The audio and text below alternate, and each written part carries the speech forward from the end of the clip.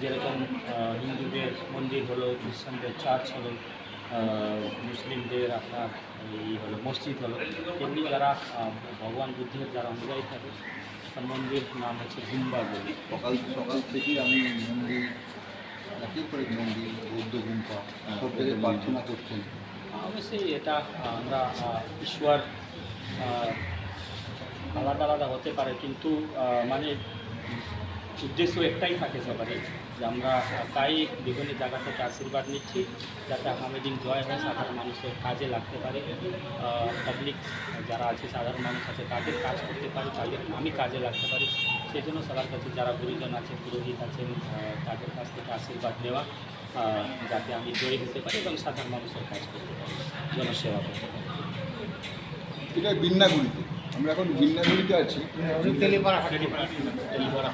তেলিপাড়া হাট। তো সেখানে আমরা কথা বললাম, উনি বৌদ্ধ গুম্ফা এলাম। আমরা সকাল থেকে আছি, সকাল থেকে দেখছি একের পর এক জায়গায় তিনি যাচ্ছেন। জনসংখ্যা